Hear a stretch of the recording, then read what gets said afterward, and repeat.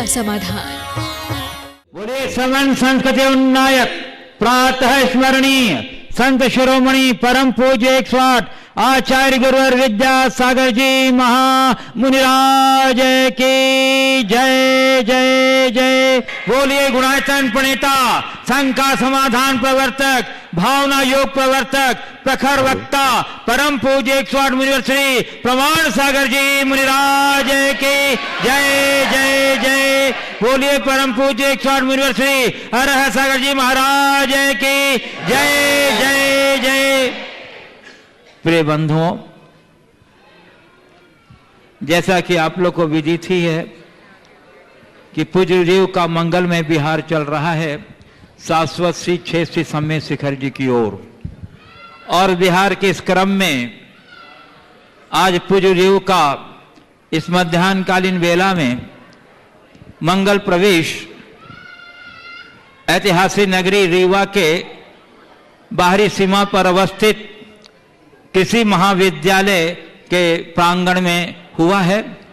और इसी कृषि महाविद्यालय के विशाल इंदिरा सभागार के सभागार में आज का संघ का समाधान का कार्यक्रम आयोजित है।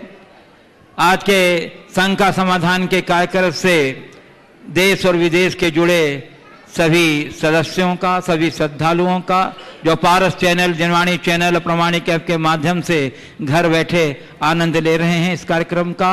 और आज इस इंदिरा महासभागार के में जो उपस्थित स्थानीय श्रद्धालु जन हैं, कृषि महाविद्यालय के सभी प्रोफेसर वृंद हैं, स्थानीय नागरिक बंधु हैं और स्थानीय अभी हमारे सभी जैन धर्मावलंबी बंधु हैं, उन सबों का मैं मंगल विहार यात्रा संघ की ओर से हार्दिक हार्दिक अभिनंदन करता हूं।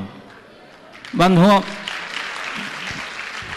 मैं आपको लिए चलूं संघ का समाधान की ओर। इसके पूर्व आपको बता दूं कि अभी सतना महानगरी में पूज्य देव द्वारा अभूतपूर्व धर्म प्रभावना हुई। तदुपरांत वहां से विहार करते हुए पूज्य देव का मंगलमय प्रवेश आपकी रीवा नगरी में होने जा रहा है। और कल प्रातः काल की वेला में गुरुदेव का मंगलमय प्रवेश रीवा नगरी में होगा, जिसका आप प्रतीक्षा कर रहे थे काफी दिनों से। बंधुओं, इस मंगल विहार यात्रा से जो सम्मेद शिखर की ओर चल रहा है, एक अभूतपूर्व ऐतिहासिक प्रसंग होने जा रहा है। देवाधिदेव 1008 पार्श्वनाथ भगवान की जन्मभूमि काशी से लेकर के उनके निर्वाण भूमि सम्मेद शिखर तक के मध्य एक विशाल रथ यात्रा का आयोजन होने जा रहा है, जो जैन संस्कृति के इतिहास में अभूतपूर्व और प्रथम होगा। 380 किलोमीटर लंबी है यात्रा, जिसमें पूज्य गुरुदेव शामिल रहेंगे, श्री जी शामिल रहेंगे और हजारों की संख्या में नर नारी शामिल रहेंगे। वह एक अभूतपूर्व अवसर है। इसके विषय में अभी आपको संघ का समाधान में विस्तार से आगे बताया जाएगा। अभी तो मैं आपको संघ का समाधान की ओर लिए चलता हूं। इसके पूर्व हम लोग सभी मिलकर पूज्य देव के चरण कमलों में त्रिवार नमोस्तु निवेदित करते हुए उनके मंगल में आशीर्वाद से अपने को अभिषेक करके साथ करेंगे। तो सभी कोई हाथ जोड़िए, मस्तक झुकाइए और बोलिए मेरे साथ, नमोस्तु गुरुदेव, नमोस्तु गुरुदेव, नमोस्तु गुरुदेव, नमोस्तु गुरुदेव, नमोस्तु गुरुदेव। बोले मेरे से प्रमाण सागर जी महाराज की। चलिए, प्रथम प्रश्न के लिए मैं आमंत्रित कर रहा हूं रीवा जैन महिला मंडल की अध्यक्षा श्रीमती प्राची जैन को, सभी सदस्यों के साथ, और उसी के साथ तैयार रहेंगे दूसरे प्रश्न के लिए श्री कल्याणमल जी जैन। मैं रीवा जैन महिला मंडल की अध्यक्ष श्रीमती प्राची जैन दो ही मुनिराजों के चरणों में बारंबार नमोस्तु नमोस्तु नमोस्तु। मेरा प्रश्न है महाराज जी, क्या अभक्ष्य खाने से उसका फल कर्म बंध निगोद है क्या? महाराज श्री कृपया शंका का समाधान कीजिए। मैं एक सवाल करता हूँ, हिंसा करने से पाप कर्म बंधता है, ऐसा विश्वास है या नहीं? बोलिए। है। अभक्ष्य के सेवन में हिंसा है या नहीं? है। तो कर्म बंद होगा या नहीं? बस इसमें कहने की बात है। नमोस्तु गुरु, नमोस्तु। चलिए, श्री कल्याणमल जी जैन और उसके बाद तैयार रहेंगे श्री नेमी चंद जी जैन संरक्षक श्री दिगंबर जैन समाज कल्याण समिति रीवा। महाराज जी के चरणों में मेरा सत्सत बंदन, सत्सत नमोस्तु। महाराज जी, विषम परिस्थितियों में द्रव्य, क्षेत्र, काल, भाव और भव में किस पुरुषार्थ और संपर्क से अच्छी गति और अच्छी स्थिति को प्राप्त कर सके, क्योंकि जीव उस समय उसका सारा विवेक, समझ और सोच और उसका संपर्क उसी के आसपास रहता है और उसी में रच कर दुखी मानता रहता है। देखिए, सबसे पहले तो मैं आप सबसे बोलता हूँ, एक बार सब लोग नमन कर लो पूरे कुनबे का, ताकि बीच बीच में नमोस्तु का समय बच सके। एक बार कर लो, सब लोगों को मैं आशीर्वाद दे देता हूँ, है ना। और अब आगे से जो सवाल करेंगे केवल सिर झुका के नमन करेंगे और सीधे अपना सवाल करेंगे, है ना, ताकि समय बच जाए। मैं देख रहा हूँ इनके पास ढेर सारी पर्चियाँ हैं, अगर ऐसा नहीं करोगे तो आप ही लोग वंचित होंगे। देखिए, विषम परिस्थितियों में द्रव्य, क्षेत्र, काल, भाव और भव की बात आपने की है। परिस्थितियाँ क्या है? द्रव्य, क्षेत्र, काल, भाव 4 है मुख्य रूप से। इनके अनुसार बनती है, बदलती है। इनमें से द्रव्य, क्षेत्र, काल हमारे हाथ में नहीं है, लेकिन भाव हमारे हाथ में है। विषम परिस्थितियों में यदि हमने अपनी मन की क्षमता को स्थापित करने की क्षमता विकसित कर ली, तो कितनी भी जटिलतम परिस्थिति क्यों न हो, हम अपने अंदर स्थिरता प्रकट कर सकते हैं। अगर हम उदाहरण के तौर पर कहें तो हम अपने तीर्थंकरों और अन्य महापुरुषों के चरित्र को देखें, जिनके जीवन में कितनी विषमतम परिस्थिति आई। स्वयं भगवान पार्श्वनाथ के जीवन को देखें, उनने कितनी विषम परिस्थितियों का सामना किया, लेकिन उन विषम परिस्थितियों के अंदर भी उनने अपने अंदर क्षमता बनाई। नतीजा, वे कर्मों को काटकर मोक्ष को प्राप्त कर गए। तो विषम परिस्थितियों में क्षमता ही हमारी सबसे बड़ी साधना है, और वो हमारे भावों की स्थिरता से है। यदि ज्ञान भाव जागृत हो जाए तो हम अपने मन को काफ़ी कुछ संयत और स्थिर रखने में समर्थ बन सकते हैं। मन की स्थिरता ही हमारा बेड़ा पार करती है। नेमीचंद जी जैन, संरक्षक दिगंबर जैन समाज कल्याण समिति रीवा। इसके बाद तैयार रहेंगे डॉक्टर रश्मि जैन, श्याम शाह मेडिकल कॉलेज रीवा। नमस्ते महाराज जी। एक चीज जो रोज घट रही है वो है आयु। एक चीज जो रोज बढ़ रही है वह है तृष्णा। एक चीज जो सदा रहती है वह है विधि विधान। क्या? विधि विधान। विधि विधान। हाँ। ये एक सुखद जीवन के लिए मस्तिष्क में सत्यता, ओंठों पर प्रसन्नता और हृदय में पवित्रता बनी रहे, ऐसा क्या उपाय करें? कृपया मार्गदर्शन देने कष्ट। मस्तिष्क में सत्यता, ओठों में प्रसन्नता और हृदय में पवित्रता बनी रहे, इसके लिए हम क्या करें? ऊपर की जो 3 बातें कही हैं उनको ध्यान में रखें। आयु घट रही है, इसका ख्याल करें। हर पल अपनी आयु के घटने का आभास करें। आयु के घटने का जब आभास होगा तभी हम सत्य के निकट पहुंच सकेंगे। तृष्णा की वृद्धि पर हमें अंकुश करना निरंतर जरूरी है। और तीसरी बात, विधि के विधान पर यदि आपका श्रद्धान हो जाए तो ना आपके अंदर आसक्ति बढ़ेगी ना अभिमान। ऐसे व्यक्ति के मस्तिष्क में सत्यता भी होगी, हृदय में पवित्रता भी होगी, तो ओठों में मुस्कान अपने आप आएगी। जीवन की नश्वरता का बोध हमें करना चाहिए। विधि के विधान पर विश्वास हमें रखना चाहिए। आत्मा की अमरता पर हमें ध्यान रखना चाहिए और जीवन को सरल बनाए रखने का संकल्प रखना चाहिए। हम अपने जीवन को तभी सही अर्थों में सार्थक बना सकेंगे। डॉक्टर रश्मि जैन, श्याम शाह मेडिकल कॉलेज रीवा। उसके बाद तैयार रहेंगे आदिश जैन, सतना रीवा। महाराज जी, पंच परमेष्टि के ध्यान में साधु परमेष्टि, पंच परमेष्टि के ध्यान में साधु परमेष्टि के लिए ब्लैक कलर यूज करते हैं। आपने बताया था ब्लैक कलर इम्यूनिटी बूस्ट करता है, काला रंग इम्यूनिटी बूस्ट करता है, और साधु परमेष्टि के ध्यान में काला रंग यूज करते हैं महाराज जी। लेकिन इसको काले रंग को अशुभ क्यों मानते हैं? तीर्थ वंदना में, विधान वगैरह में इसका निषेध क्यों? जो लोग मानते हैं उनसे बात करो। मेरी दृष्टि से काला रंग गंदा नहीं, काला काम गंदा है। तो महाराज जी काला रंग पहन सकते हैं मंदिर में और विधि विधान में? वो आपकी चॉइस है, पर मैं कहूँगा काला काम मत करो। नमोस्तु गुरुदेव। आदिश जैन, और उसके बाद मैं आमंत्रित करूंगा इस कृषि महाविद्यालय के डीन डॉक्टर एस.के. पांडे साहब। महाराज जी मेरा प्रश्न ये है, जिस उत्साह से हम अपना लक्ष्य चुनते हैं, समय के साथ जैसे जैसे ही लक्ष्य के करीब होते जाते हैं, हमें कई कठिनाइयों का सामना करना पड़ता है और इन कठिनाइयों से घबरा के हमारा उत्साह लक्ष्य के प्रति कम होता जाता है और हम अपने लक्ष्य से दूर भागने लगते हैं। ऐसा क्या करें कि हम इस उत्साह से अपना लक्ष्य को चुनें और उसी उत्साह से हम लक्ष्य की ओर बढ़ सके? देखिए, बहुत अच्छी बात है। मनुष्य के जीवन में सबसे पहली आवश्यकता है कि वो एक सही लक्ष्य का चुनाव करे, और दूसरी बात उस लक्ष्य की पूर्ति के लिए सतत संकल्पित रहे। जब तक लक्ष्य की पूर्णता न हो, चैन से न बैठे। लेकिन जहाँ तक लक्ष्य की पूर्ति में आने वाली बाधाओं से हतोत्साहित होने का सवाल है, उसके लिए एक प्रयोग करा जाए। क्योंकि जब कोई बड़ा लक्ष्य लेकर चलता है और उसमें वांछित सफलता नहीं मिलती, तो मन का उत्साह कुछ कम सा होने लगता है। इससे बनाए रखने के लिए क्या करें? एक बहुत अच्छा फार्मूला देता हूँ। बड़े लक्ष्य को छोटे छोटे लक्ष्यों में बांटो।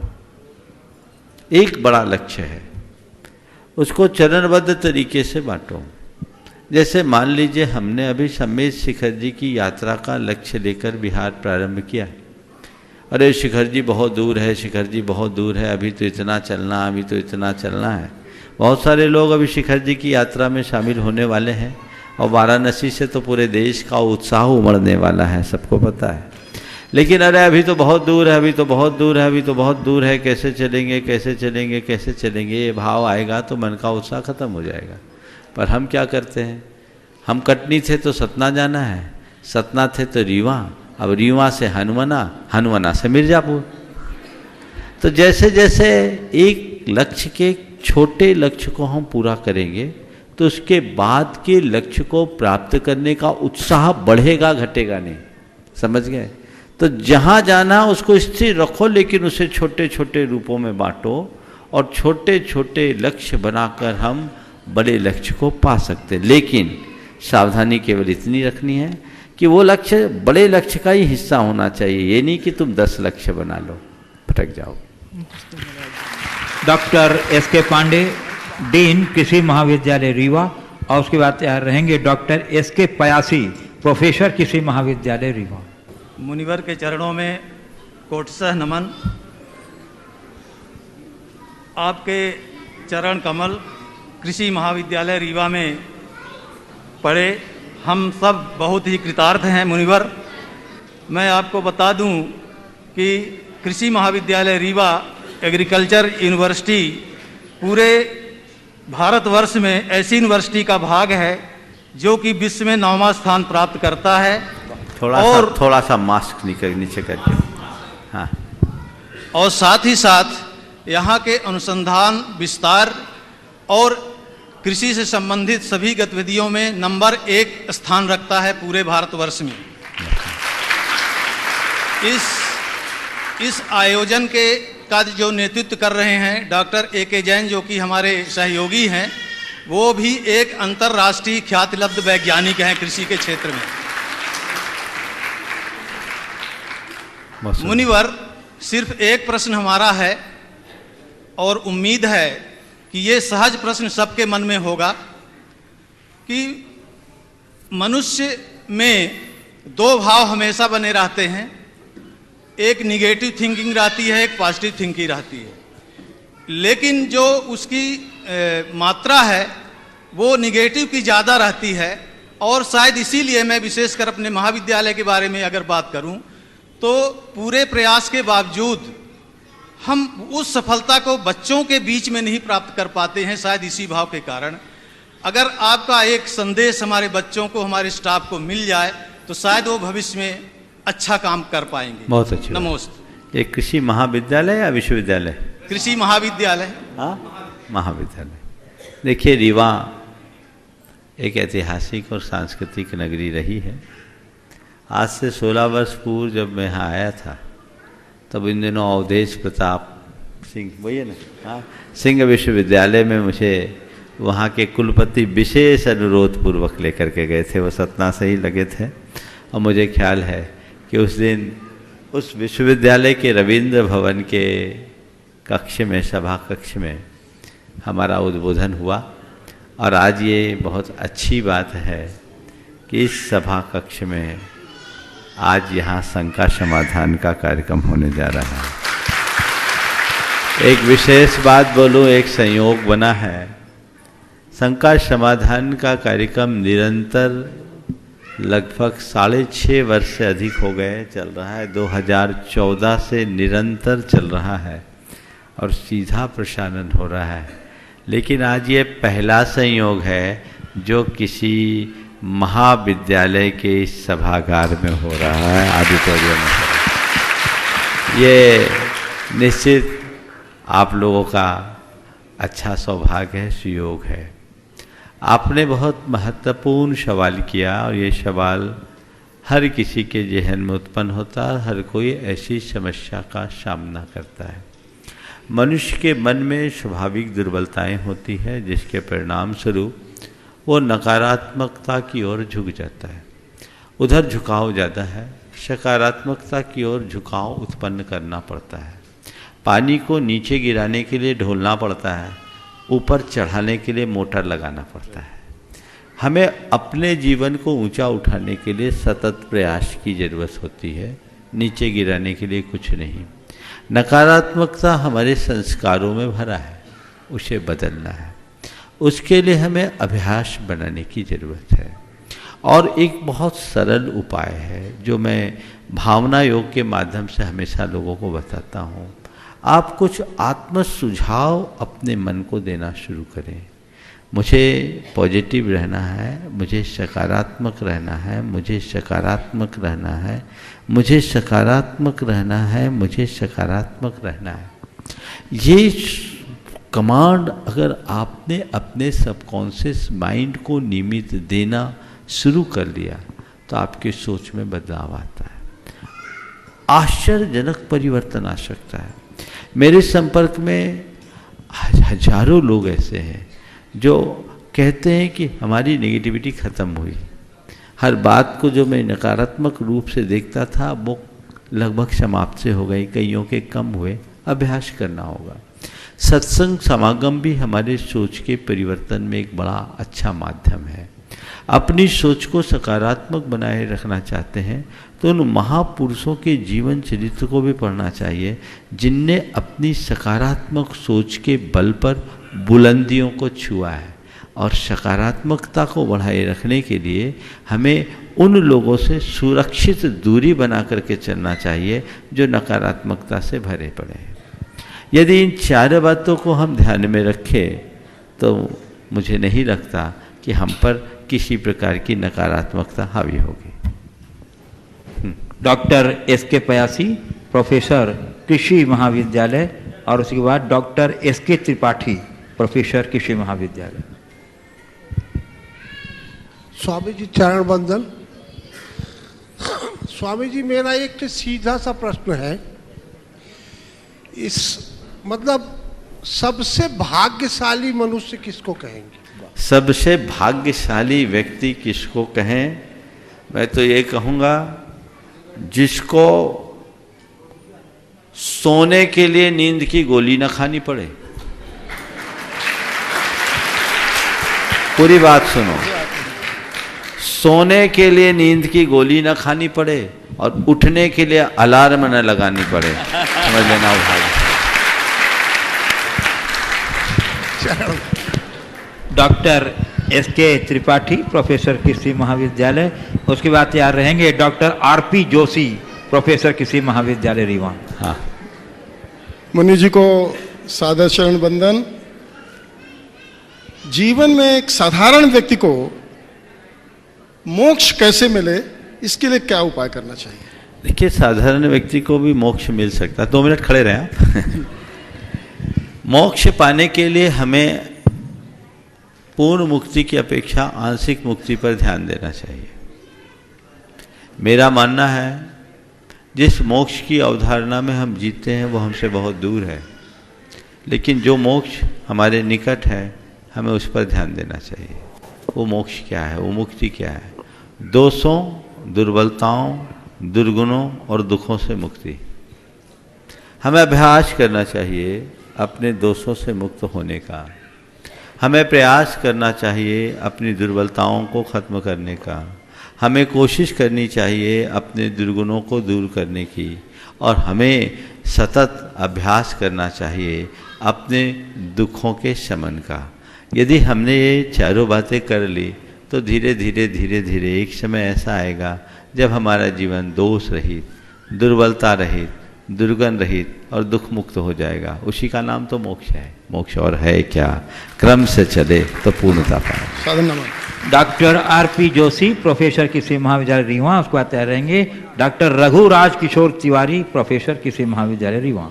गुरु जी के चरणों में प्रणाम करते हुए। जोशी साहब है तिवारी साहब? तिवारी से बोलिए। चलिए ठीक। गुरु जी के चरणों में प्रणाम करते हुए, व्यक्ति के मन में हमेशा एक इस बात की चिंता रहती है कि लोग क्या कहेंगे। तो एक अंतर्द्वंद रहता है कि अच्छा करने के बाद भी लोग अच्छा नहीं कहते, और कई बार बुरा करने के बाद भी लोग अच्छा कहते हैं। तो इस बात की कितनी चिंता करनी चाहिए आगे बढ़ने के लिए और कुछ अच्छा करने के लिए कि लोग क्या कहेंगे? देखिए, लोग क्या कहेंगे इस पर बिल्कुल ध्यान नहीं देना चाहिए। मैं तो आपसे एक सूत्र देता हूँ, मैं कुछ अच्छा कार्य करूँ ये मेरा पुरुषार्थ है, दुनिया उसे अच्छा माने ये मेरा प्रारब्ध है। मेरे वश में मेरा पुरुषार्थ है, प्रारब्ध नहीं। तो मैं अच्छा करूँ ये मेरे हाथ में है, लोग उसे अच्छा माने न माने वो उनके हाथ में। हमें लोग क्या कहेंगे इसे भूल जाना चाहिए, प्रभु क्या कहेंगे इसे ध्यान रखना चाहिए। लोग क्या कहेंगे ये सोचना फैशन है, और प्रभु क्या कहेंगे ये सोचना धर्म है। यदि हम ऐसा कर लेंगे तो जीवन बदलेगा। अगले प्रश्न के लिए तैयार रहेंगे डॉक्टर प्रभाकर चतुर्वेदी, अध्यक्ष लक्ष्मण बाग गौशाला समिति, और उसके बाद तैयार रहेंगे श्री जुगल किशोर जी, कनोडिया, विंध्य व्यापार मंडल रीवा। नमो नमः। जो पारस सोना करे वो पारस है कच्चा, जो पारस करे वो पारस है सच्चा। सच्चा वही सच्चा, उसके उपाय और उपादेय आपके श्री चरणों में कृपा कैसी बने। यह बहुत अच्छा सवाल किया है। जो पारस सोना करे वो पारस है कच्चा, जो पारस करे वो पारस है सच्चा। आपने पूछा है सच्चा पारस हम कैसे बने?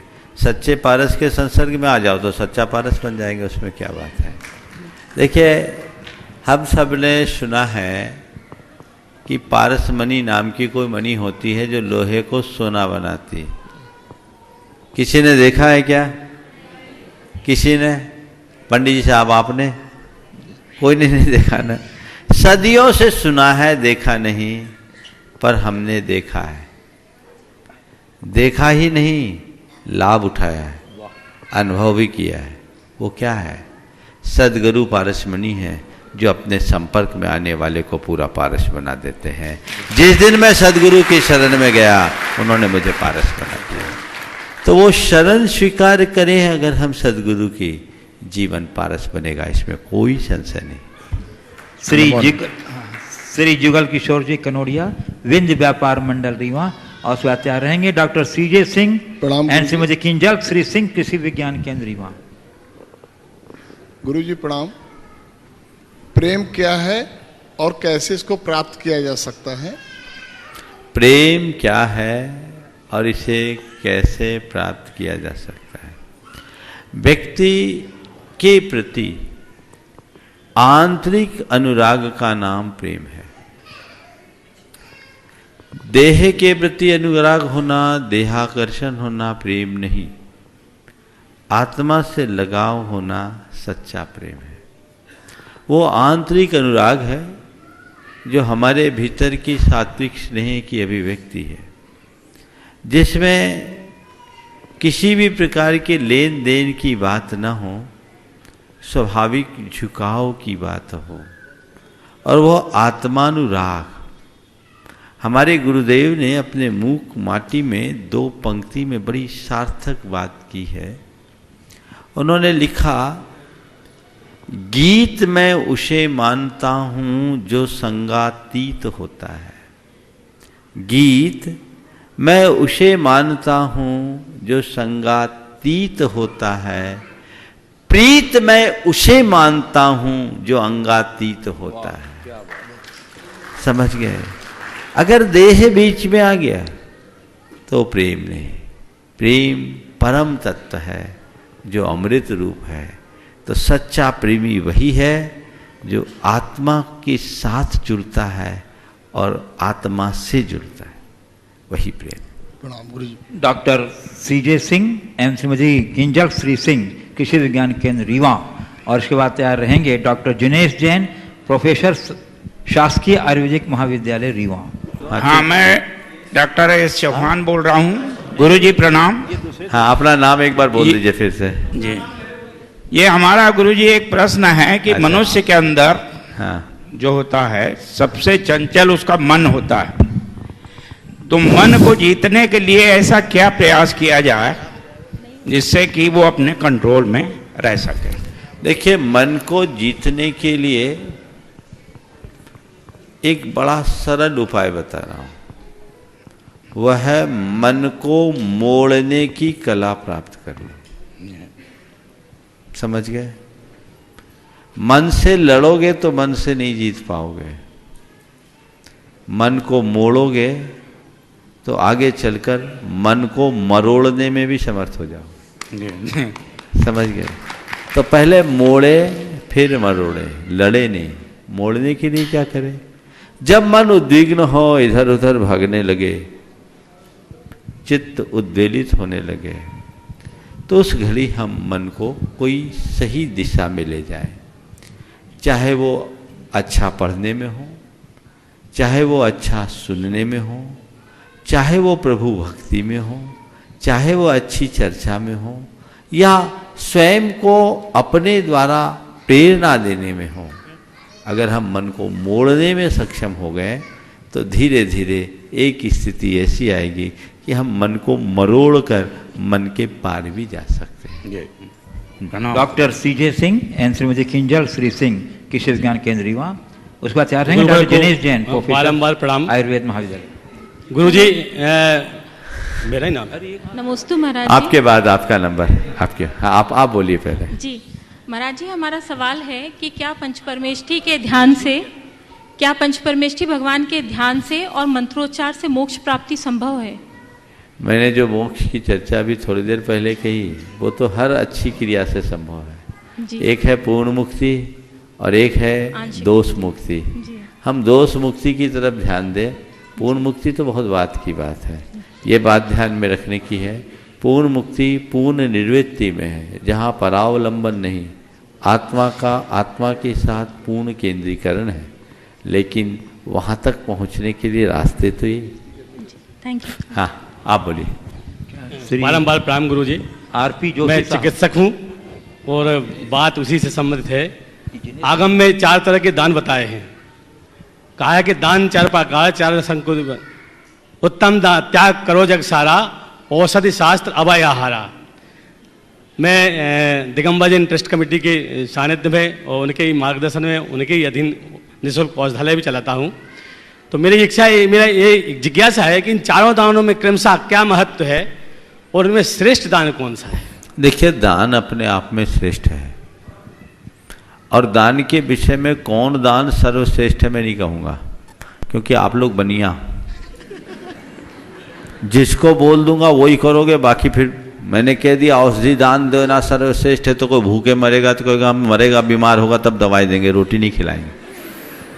मैं कहूँगा आहार दान देना ही सर्वश्रेष्ठ है, तो आप किसी की चिकित्सा नहीं कराएंगे।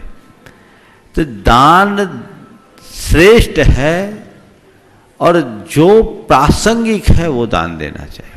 इसमें ज़्यादा नाप तोल करने की कोई आवश्यकता नहीं समझनी चाहिए। फिर भी आप जैसे चिकित्सकों को मैं कहूँगा औषधि दान आपके लिए सर्वश्रेष्ठ है। राम बंधुओं, गुरुदेव की जो यह मंगल विहार यात्रा चल रही है उसके पुण्यार्जक श्री सेठ सुभाष जी एंड चंद्रप्रभा जी जैन कटनी यहाँ उपस्थित हैं। मैं उन्हें आमंत्रित कर रहा हूँ और उनके सौभाग्य के लिए आप उनके करतल ध्वनि से उनका अभिनंदन कर लीजिएगा, जिन्होंने इतना पुण्य अर्जन किया है इस मंगल विहार यात्रा के पुण्यार्जक को बन करके। और उसके बाद तैयार रहेंगे गुणायतन ट्रस्टी श्री विजय कुमार जी विश्व कटनी। हे गुरुवर, नमोस्तु नमोस्तु नमोस्तु। ऐसा मोह कर्म है जो आत्मा के खुद के स्वरूप को, आस्वादन के भाव को भी जन्म नहीं लेने देता। उसे दूर करने का एकमात्र मार्ग भाव न दृढ़ को मिलता है और इस भावना से सभी संयोग भाव तलाशना है, तय करना है कि मैं कौन हूँ और मेरा क्या है। बिल्कुल, बहुत अच्छी बात आपने की है। मैं कौन हूँ, मेरा क्या है, मैं क्या कर रहा हूँ और मुझे क्या करना चाहिए। इन प्रश्नों का यदि आप नियमित विचार करें तो तय मान करके चलिएगा, मोह भाव शांत होगा, ज्ञान भाव जागेगा और जीवन के कल्याण का पथ प्रशस्त होगा। नमोस्तु गुरु। गुणायतन ट्रस्टी श्री विजय कुमार जी विश्व कटनी। सुभाष जी का भी है क्या? सुभाष जी पूछेंगे और इसके बाद तैयार रहेंगे श्री नंदन जैन अमर पाटन। गुरु जी मेरी नमोस्तु। मेरी बेटा ये है कि हम लोग की सबसे बड़ा प्रॉब्लम है, जंगल जलता रहा, जलाने वाला उसका भाई तीली थी। तो महाराज जी हम लोग इस तीली से इसी के जैसे जल रहे हैं, जलाने वाले खुद, तो कैसे इससे मुक्त हों? बहुत अच्छा भाव आपने प्रकट किया है। जंगल जल रहा है, जलाने वाला क्या है? माचिस की तीली, जो उसका ही अंश है। हम इस संकट से अपने आप को कैसे बचाएं? जिस दिन मनुष्य के अंदर इतनी सी समझ आ जाए, जीवन बदल जाए। आज सारे संसार में जितनी भी समस्याएं हैं, उन सब समस्याओं का जन्मदाता कौन है? मनुष्य है ना। प्रकृति में जो भी विकृतियां उत्पन्न हुई है वह सब मनुष्यकृत है और उसका दंश भी सबसे ज्यादा मनुष्य भोग रहा है। इसलिए प्रत्येक मनुष्य को जागरूक होने की जरूरत है, प्रकृति के प्रति जागरूक होने की जरूरत है, ताकि प्रकृति के साथ अच्छा संपर्क और संबंध बनाकर जीवन को आगे बढ़ा सके। चलिए, गुणायतन ट्रस्टी श्री विजय कुमार जी विश्व कटनी और उसके बाद तैयार रहेंगे आकिंचन जैन कटनी। आनंद परिनंदन जैन वो बोल रहे हैं बात। नमोस्तु महाराज जी। गुरुदेव, आपके सानिध्य में 2 बार यात्रा करने का सौभाग्य प्राप्त हुआ। एक बार सतना से सब शिखर जी गए थे तब, और एक बार शिखर जी से कलकत्ता गए तब। आज अंतरंग से बहुत वेदना हो रही है कि इतना बड़ा संघ, और ये सुन रहे हैं कि बनारस से इतनी बड़ी यात्रा जा रही है। ऐसे अशुभ कर्म के उदय में अंदर से इतनी वेदना है कि क्या करें, और जाने की बहुत भावना होती है, नहीं जा पा रहे हैं। उसके लिए क्या मैं भावना योग में 9 बार इस चीज़ को उच्चारण कर सकता हूँ कि मैं रथ यात्रा में जा रहा हूँ, मैं रथ यात्रा में जा रहा हूँ, मैं रथ यात्रा में जा रहा हूँ, ऐसे भाव क्या कर सकता हूँ? बहुत अच्छी बात आपने की, आप ऐसा करें। और अभी रथ यात्रा में देर है, आप चिंता मत करो, मनोभाव ऐसे बनाओ कि उड़ के रथ यात्रा में आ जाओगे। आकिंचन जैन कटनी तैयार रहेंगे श्रीमती रश्मि जैन, धर्मपत्नी श्री मनोज जैन, गुणायतन ट्रस्टी सतना। महाराष्ट्री, आज ये कृषि महाविद्यालय के प्रांगण में मैं यह प्रश्न पूछना चाहता हूँ, यदि कोई व्यक्ति खेती करना चाहे तो वह खेती में होने वाली हिंसा से किस प्रकार बच सकता है और उसे किन किन बातों का ध्यान रखना चाहिए ताकि फसल की गुणवत्ता और मात्रा में कमी ना हो? देखिए, खेती में होने वाली हिंसा और हिंसा की खेती, इसमें फर्क करके चलना चाहिए। खेती में स्वाभाविक तौर पर हिंसा होती है, पर उसे धर्मशास्त्रों में, खासकर जैन शास्त्रों में आरंभी हिंसा की श्रेणी में लिया गया है। वो गृहस्थ के लिए क्षम्य है, लेकिन हिंसा की खेती कतई उचित नहीं है। चूँकि मैं कृषि महाविद्यालय में हूँ, हो सकता है मेरी बात से आप लोगों की कुछ असहमति हो, पर मैं धर्मशास्त्रों और प्रकृति विज्ञान की दृष्टि से कुछ बातें कहना चाहता हूँ, जो मुझे लगता है कि उसमें आज विज्ञान भी सहमत होगा, और यदि वो सहमति होगी तो मैं चाहूँगा कि इस मंच से उस बात पर चर्चा की जाए। हमारे यहाँ खेती को विशुद्धतया भारतीय पद्धति से करना चाहिए। भारत की खेती में कभी कीटनाशकों का प्रयोग नहीं हुआ, रासायनिक उर्वरकों का प्रयोग नहीं हुआ, और उससे एक समय में भारत में बड़ी उन्नत और प्रसंस्कृत खेती होती थी। एक से एक उत्तमोत्तम बीज होते थे और उनका अपना गुणधर्म होता था, गुणवत्ता होती थी, उनमें सत्व होता था। आज जब से हरित क्रांति हुई तब से अनाज के उत्पादन की मात्रा तो बढ़ी, लेकिन उसकी गुणवत्ता खत्म हो गई। आज से पहले जब किसी के घर में बिर्रे की रोटी बनती थी तो पड़ोस में उसकी सौंधी महक अपने आप पहुंच जाती थी। अब तो खाते खाते भी नहीं पता चलता कि हम क्या खा रहे हैं। ये बात तो सब समझ रहे हैं। दूसरी बात, रासायनिक खादों और आपके जाकर कीटनाशकों के अंधाधुंध प्रयोग से इस बात को तो आप भी मानते हैं कि धरती की उर्वरता भी कम हुई है, उसमें क्षारीयता बढ़ रही है, साथ साथ अन्न में भी अन्य एक प्रकार की विकृतियां बढ़ रही है। अनाज में कीटनाशकों का, फल सब्जियों में कीटनाशकों के प्रयोग का दुष्परिणाम ये आ रहा है कि हर व्यक्ति का शरीर जहरीला होता जा रहा है।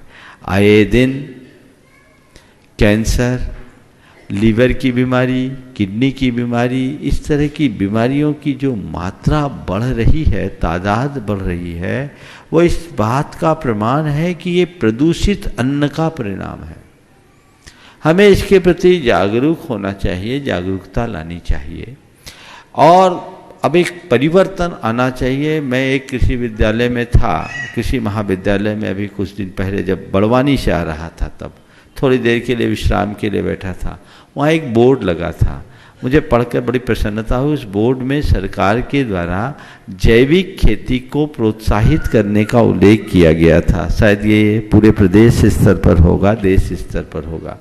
तो जैविक खेती को बढ़ावा देना चाहिए, और अब ऐसे अनेक प्रयोग हुए कि 3-4 साल के बाद जो पूरी तरह जैविक खेती कर रहे हैं, उनके अन्न के या फसल के उत्पादन की मात्रा भी बढ़ रही है। उन्हें किसी प्रकार के कीटनाशकों का प्रयोग करने की भी ज़रूरत नहीं पड़ रही है, और ऑर्गेनिक होने के कारण, पूरी तरह रसायन मुक्त होने के कारण, गुणवत्ता अच्छी होने से उन्हें अच्छा लाभ भी मिल रहा है। तो इस बात की जागरूकता पूरे देश में होनी चाहिए, देश क्या पूरे विश्व में होनी चाहिए। मैंने सुना है कि ताइवान और डेनमार्क जैसे कुछ देश ऐसे हैं, मैंने सुना है, वास्तविकता तो अभी आपको बताई जाएगी, जहाँ पूरी तरह रसायन मुक्त खेती होती है और वो बहुत अच्छे तरीके से कर रहे हैं। आज गोबर समाप्त होता जा रहा है, गोवंश ही नष्ट हो रहा है। अगर गोबर, गोवंश के माध्यम से उत्पन्न खाद और अन्य माध्यमों से प्राप्त जैविक खादों का प्रयोग किया जाए, गौमूत्र का इस्तेमाल किया जाए, फसल रक्षक घोल का प्रयोग किया जाए, तो हमें कीटनाशकों की ज़रूरत ही नहीं पड़ेगी, और उससे हम अहिंसा के पालन के साथ साथ अन्न का, फसल का अच्छे से उत्पादन कर सकेंगे, और पूरे देश के सुदीर्घ स्वास्थ्य की सुरक्षा भी कर सकेंगे। इस दिशा में प्रयास करना चाहिए, और मैं चाहूँगा यहाँ के प्राचार्य महोदय इस विषय में अपना मत प्रकट करें। जो मैंने बात की है वो कितनी व्यवहारिक है और कितनी प्रैक्टिकल है, क्या संभव है या नहीं। आप डीन साहब बोलिएगा। बहुत ही सामयिक प्रश्न एक बच्ची के द्वारा किया गया। आज न सिर्फ हमारे देश में बल्कि पूरे देश के वैज्ञानिकों का ध्यान, विशेषकर कृषि वैज्ञानिकों का ध्यान इस ओर यानी जैविक खेती की ओर गया है। और जिस खेती को, पारंपरिक पद्धति को जो हम धीरे धीरे छोड़ चुके हैं, फिर से हम भारत में जो पूर्व में ऋषि मुनियों के द्वारा जो अपनाई जाती थी खेती, पूर्ण रूप से विदेशों के भी वैज्ञानिक इस ओर अग्रसर हैं। और मैं आपको बताते हुए बहुत हर्षित हो रहा हूं कि हमारे देश में जो केंद्रीय जैविक अनुसंधान जो केंद्र है वो गाजियाबाद में है, मेन सेंटर, और मध्य प्रदेश में उसका सब सेंटर जबलपुर में है, जो कि हमारे कृषि विश्वविद्यालय के समीप है। इन केंद्रों के माध्यम से सभी कृषि महाविद्यालयों और सभी कृषि विज्ञान केंद्रों के द्वारा हमारे जो जुरिडिक्शन में जो फार्मर्स आते हैं, जिले के जो किसान आते हैं, घर घर में हम ऐसी बहुत सी जो विधाएं हैं जैविक खेती करने की वो हम पहुंचा रहे हैं, और उससे बहुत ही आशातीत सफलता मिल रही है। न सिर्फ हम जैविक खेती की ओर, बल्कि हम कहते हैं सोने में सुहागे वाली बात हम करते हैं। जब खेती को हम रसायन रहित तो करते ही हैं, अपनी देसी पद्धतियों के द्वारा जो हमारे देसी सीड्स होते हैं, बीज होते हैं, उनको भी हम प्रमोट करते हैं। एक उदाहरण मैं बताऊं कि गौवंशी पशु पूरे विश्व में जो विशेष लक्षण वाला पाया जाता है, सिर्फ और सिर्फ हमारे देश में पाया जाता है। हमारे देश में जो भी गाय की नस्लें हैं जो कि हम्प युक्त होती हैं, जिनमें डील होती है, वो सिर्फ और सिर्फ हमारे हिंदुस्तान में पाई जाती हैं, और उनमें बहुत सी विलक्षण गुण तो हैं ही, साथ ही साथ अगर हम ऑर्गेनिक फार्मिंग करके, यानी दुग्ध जो मिल्क प्रोडक्शन ऑर्गेनिक फार्मिंग करके उसको हम A2 मिल्क प्रोड्यूस करते हैं, उसमें विशेष प्रकार के जीन्स होते हैं जो उसके मिल्क प्रोटीन, जिसे हम कैसीन बोलते हैं, उसमें विलक्षण गुण होता है कि किसी भी प्रकार के रोग को वो दूर करने वाला होता है। तो मुनिवर जी इस दिशा में न सिर्फ हमारा कृषि महाविद्यालय, कृषि विज्ञान केंद्र, बल्कि हमारे देश के जो बहुत से अग्रणी कृषक हैं जो उनको एडाप्ट करके सभी पूरे जिले के लिए, प्रदेश के लिए उदाहरण बन चुके हैं। अभी मैं बतला दूं कि बंगलौर में, जो कि कर्नाटका में है, वहाँ पर हमारे मध्य प्रदेश के कृषि विज्ञान केंद्रों के द्वारा बागवानी में किस तरह से हम रसायन मुक्त फल सब्जी का उत्पादन कर सके, उसमें उनको प्रथम पुरस्कार मिला हुआ है प्रदर्शनी के माध्यम से।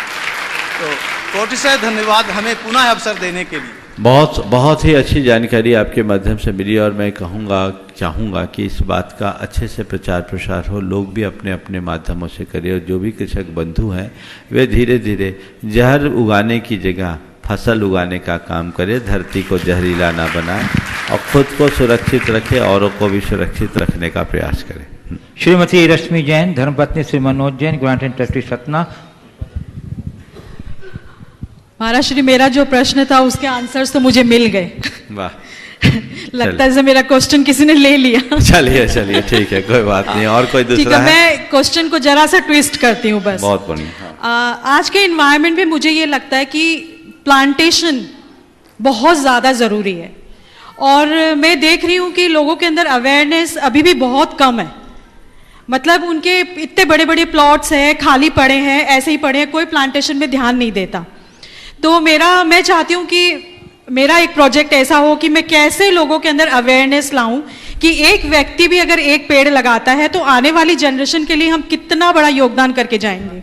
बहुत सुंदर। तो मुझे प्लीज आप मार्गदर्शन दीजिए। देखिए, सबसे पहले तो रश्मि जी बहुत अच्छा काम कर रही है, और ये पूरे लैंडस्केपिंग का काम करती है एज ए आर्किटेक्ट, लेकिन पूरी तरह जैविक पद्धति से उन्होंने कई बड़े बड़े प्रोजेक्ट्स किए हैं।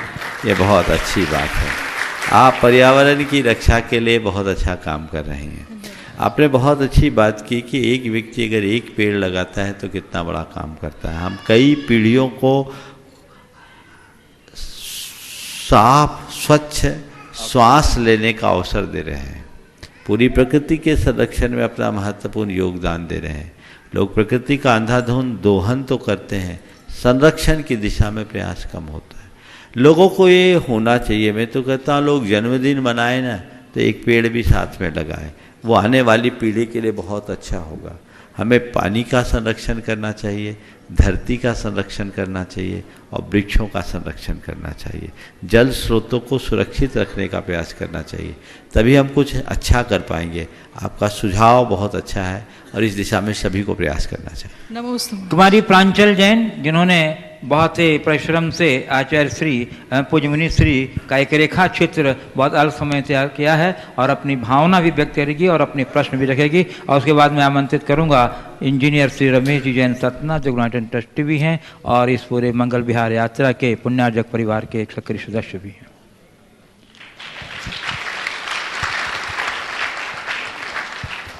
कब हाँ, बहुत सुंदर। और ये मात्र कितने घंटे में? आज ही बनाई, आज ही बनाई।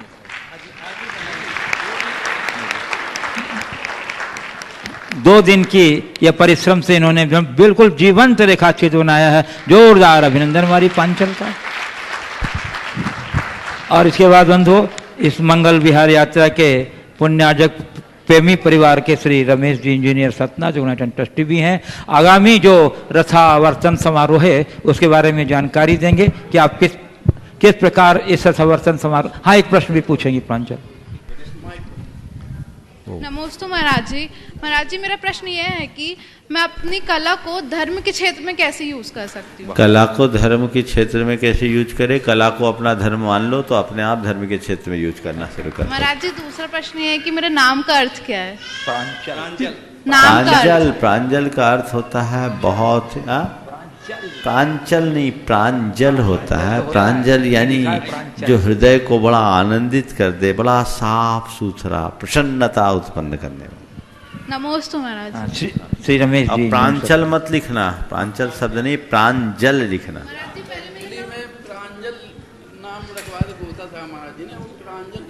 वो आजकल की वो स्पेलिंग के कारण प्रांजल है, प्रांचल नहीं। हाँ, परम पूज्य मुनि श्री 108 प्रमाण सागर जी महाराज जी की। जैसा कि आप सभी को विदित है, परम पूज्य मुनिवर का विहार अनेक शहरों नगरों से होता हुआ शिखर जी की ओर चल रहा है। हम सभी को एक ऐसा अवसर मिलने वाला है। आप लोग धार्मिक गतिविधियों में लगे रहते हैं, बहुत से ऐसे अवसर आपको मिलते भी होंगे, 100 अवसर मिलते होंगे कि आप उन शुभ अवसरों के माध्यम से कभी विधान करते होंगे, कभी धार्मिक यात्राएं करते होंगे। बहुत सी धार्मिक यात्राएं आपने की भी होंगी, हो सकता है रथ यात्रा के माध्यम से भी की हो, और ऐसा भी अवसर आया हो कि रथ यात्रा पद यात्रा के साथ भी संपन्न हुई हो। ऐसा भी अवसर आया हो कि देवशास्त्र गुरु का समागम भी उस यात्रा में मिला हो। लेकिन एक ऐसी यात्रा होने जा रही, अद्भुत यात्रा की जिसका अवसर शायद ही आपको कभी मिला हो, और वो अवसर अब प्राप्त होने जा रहा है। वो यात्रा है बनारस से पार्श्वनाथ भगवान की जन्मभूमि से निर्माण भूमि तक, बनारस काशी से शिखर जी तक की यह यात्रा बनारस से 4 मार्च को रथावर्तन महोत्सव प्रारंभ होगी और विभिन्न कस्बों को, शहरों को, नगरों को इस यात्रा के माध्यम से, करुणा यात्रा के माध्यम से लाभ मिलते मिलते ये यात्रा मार्च के अंतिम सप्ताह में सम्मेद शिखर जी में संपन्न होगी। सम्मेद शिखर जी में परम पूज्य मुनिवर के सत्संग सानिध्य में हम सभी तीर्थराज सम्मेद शिखर जी की वंदना करेंगे। आप सभी लोग इस यात्रा में शामिल होने का अपना भाव बनाएं, अपनी मानसिकता बनाएं। प्रमाणिक ऐप में इस यात्रा की सारी जानकारी दी गई है। आपको वहां पर जो इस फॉर्म है वो फॉर्म फिलअप करना होगा ताकि आपकी व्यवस्था आपके अनुरूप बनाई जा सके।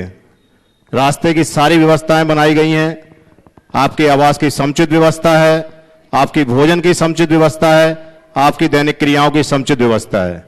निवेदन सिर्फ इतना है मेरा कि अभी ये व्यवस्था महिलाओं या बालिकाओं के लिए नहीं है। मुनिवर की करुणा है, मुनिवर की कृपा है, आखिरी सप्ताह तक ये व्यवस्था बालिकाओं महिलाओं के लिए भी की जाएगी।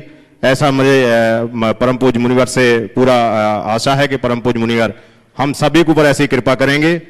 प्रमाणिक ऐप में सारी जानकारी है, आप वहां से ये जानकारी लेकर, जब तक आप जानकारी नहीं देंगे आपको रथ यात्रा में शामिल होने का अवसर नहीं मिलेगा, क्योंकि जैसे ही जानकारी लोड हुई है हजारों की तादाद में तो फॉर्म भी आ चुके हैं, तो वो फॉर्म आप भरेंगे, हम सबको स्क्रूटनी करना पड़ेगी, तो आप शीघ्रता से अपने मनोभाव प्रमाणिक ऐप के माध्यम से व्यक्त कर दें ताकि हम सभी आपकी इस यात्रा के लिए व्यवस्था बना सकें।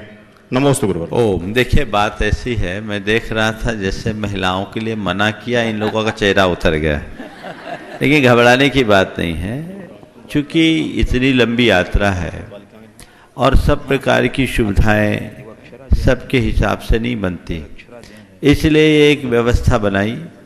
महिलाएं जो अपने परिवार के साथ हो, अपनी व्यवस्था से हो, बीच में रह सकती हैं, लेकिन घबराने की बात नहीं है। आखिरी सप्ताह में जब समेत शिखर के निकट पहुंचेंगे वहाँ सबको सुविधा हो जाएगी, क्योंकि उस दौर में समेत शिखर आने जाने में आपको कोई दिक्कत नहीं हो सकेगी।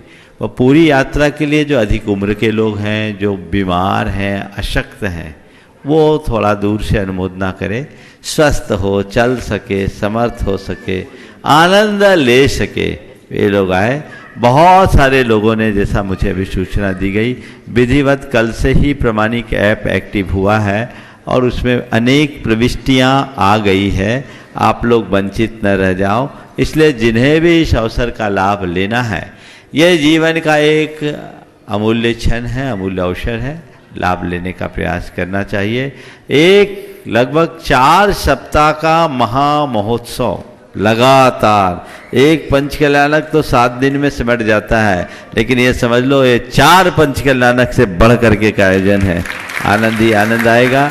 आप सब अब तो शीघ्रता से उसकी प्रतीक्षा कीजिए और देव शास्त्र गुरु के साक्षी में जन्मभूमि से निर्वाण भूमि तक के इस महा यात्रा का आनंद लीजिए। मैं आमंत्रित कर रहा हूँ रीवा समाज के अध्यक्ष श्री विजय जी अजमेरा को, और उसके बाद तैयार रहेंगे नूपुर जैन, सिद्धि जैन, मेडिकल कॉलेज रीवा।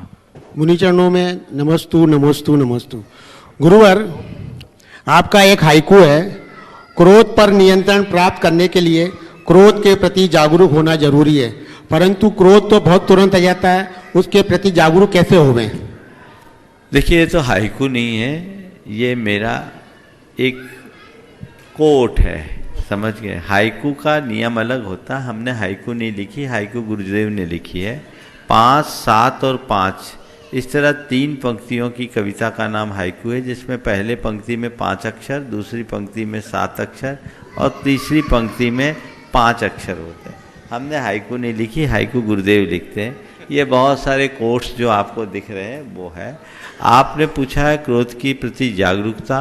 क्रोध की अवस्था में क्रोध के प्रति जागरूक होना कठिन है, लेकिन शांत अवस्था में यदि आप अभ्यास करें और अपने मन को एक कमांड दें कि मुझे शांत रहना है, मुझे शांत रहना है, मुझे शांत रहना है, तो आप क्रोध के प्रति काफ़ी जागरूकता उत्पन्न कर सकते हैं। नमस्ते।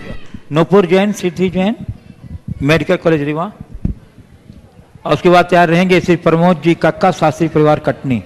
गुरु के चरणों में मेडिकल कॉलेज के परिवार की तरफ से 3 बार नमोस्तु। नमस्ते गुरुवर। हमारा सवाल ये है कि हमारी आज की जो जनरेशन है उनका मन ज़रा में से भटक जाता है, तो धर्म के प्रति श्रद्धा बढ़ाने के लिए हमें और क्या करना चाहिए? बहुत अच्छा सवाल किया है। थोड़ी थोड़ी बातों में मन भटक जाता है, धर्म के प्रति श्रद्धा बढ़ाए रखने के लिए यह करना चाहिए। ऐसे निमित्तों का आश्रय लेना चाहिए जिससे धार्मिक श्रद्धा पुष्ट हो। जैसे गुरुओं के सानिध्य में आने के बाद आप सबका उत्साह और श्रद्धान बढ़ता है कि नहीं बढ़ता है? बढ़ता है। तो बीच बीच में जब डगमगाने लगे तो फिर से बैटरी चार्ज कर लो।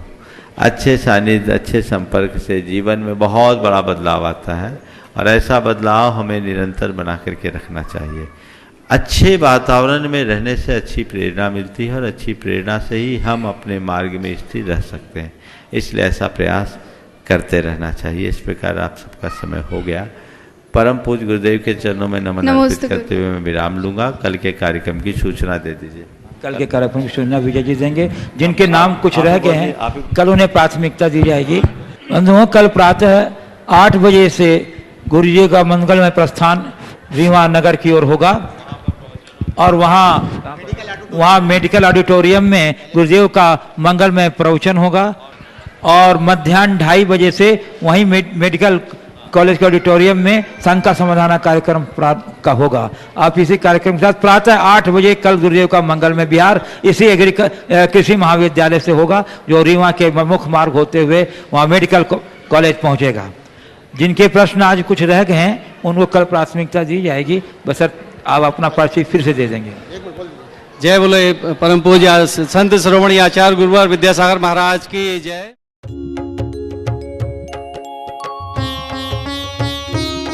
शंका समाधान।